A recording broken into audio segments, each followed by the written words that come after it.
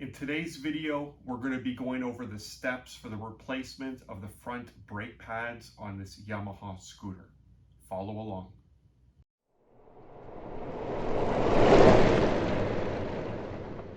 In order to remove the caliper, we're going to have a few different fasteners we have to loosen or remove. We're going to have the caliper bracket bolts, which are right here and are 12 millimeter. We're going to have our bracket that fastens the brake cable to the shock. That is a 10 millimeter. As well as we're going to have our lower slide pin on our caliper. Now there are two slide pins, one on top and one on the bottom, but only the one on the bottom has a removable bolt. The other one, the slide pin, is fixed to the caliper bracket. So we're going to go ahead and remove those. On this particular setup, to get the caliper off of the shock assembly, we have to remove it as one whole unit with the caliper and the caliper bracket, and that's due to how close the rim is. We can't just remove the sliders and pivot the caliper up like you would in a car. We don't have the room to do that. My recommendation before we go ahead and remove the caliper bracket bolts, which are held on much tighter than our slider bolt, loosen the slider bolt first, because once this whole caliper assembly is removed, it's going to be hard to loosen that when it's just hanging. So I'm going to go ahead now and get those removed.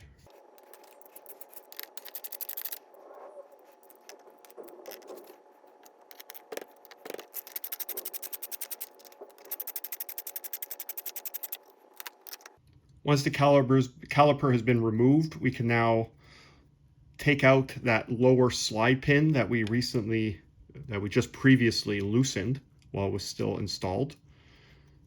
You go counterclockwise and you could slide it out once all the threads are out, and there's your slider that we're going to clean and re-grease.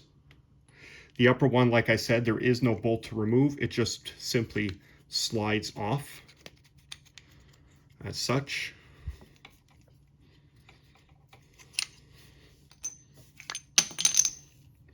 And there's our caliper bracket, our caliper, and our two brake pads that we have here. And we could see how severely thin they are.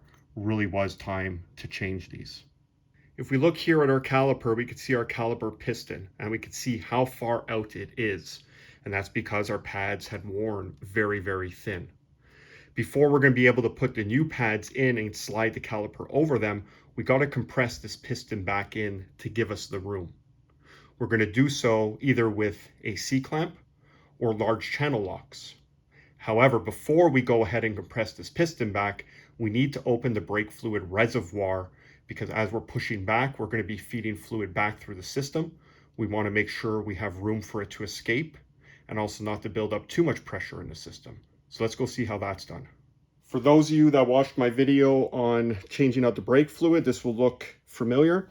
We're going to go ahead and remove these two Phillips screws that hold the reservoir cap into place.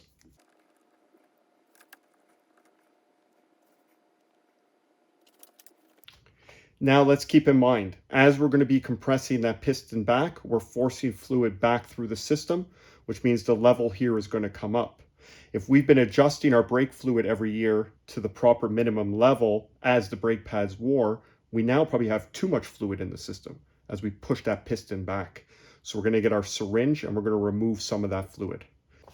We will take our syringe, put it into the brake fluid, pull back, and draw some of that fluid out, giving us the room we need for the fluid to fill as we push that piston back.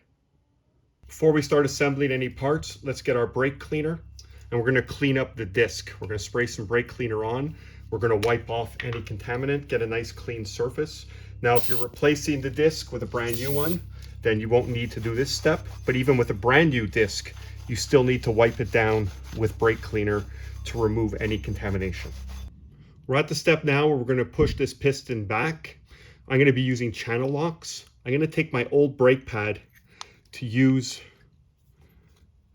as an area where I'm going to put my channel lock on, and that way I'm ensuring that I'm pushing the piston back evenly into the bore.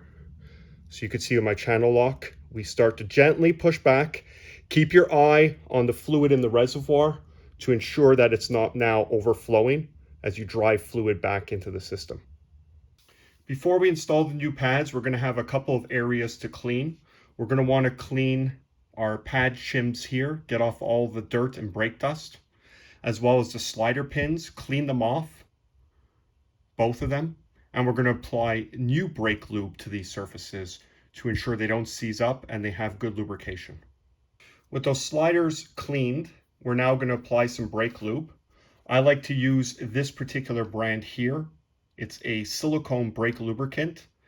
It's made for high heat application and it won't deform or distort rubbers. So your rubber bushings in brake components usually will swell. With this particular grease, it won't. So we're going to take a little bit out of the tube and we're going to apply it to those slide pins as such.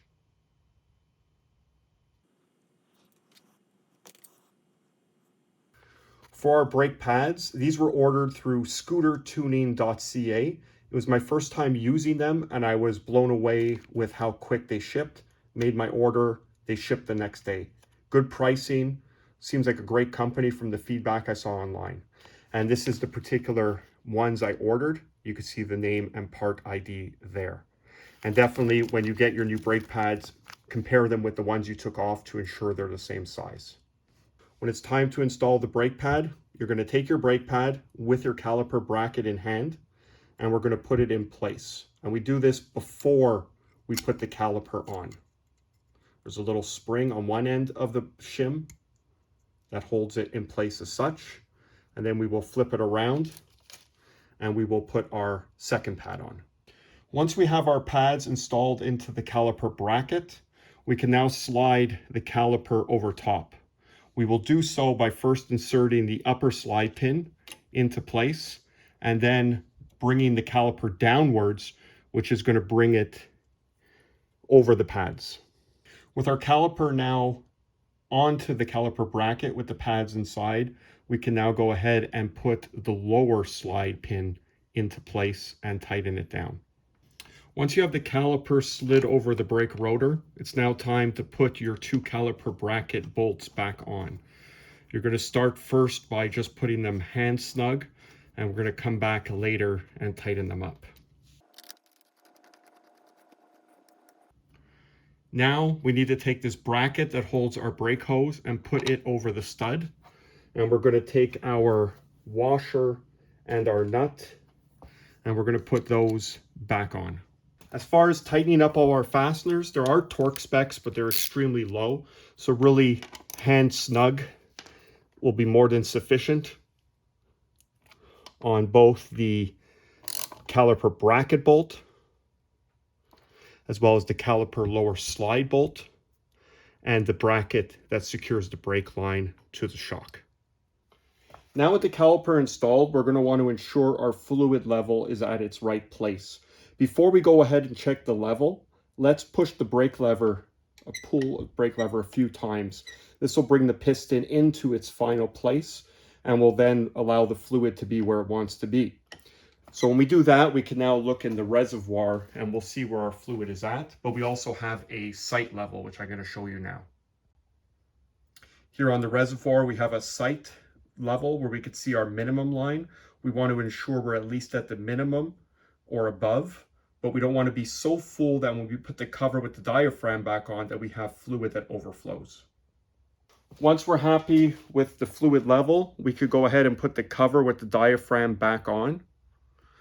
Take our two small Phillips screws and we're going to tighten them up, ensuring that we don't go too tight and damage them.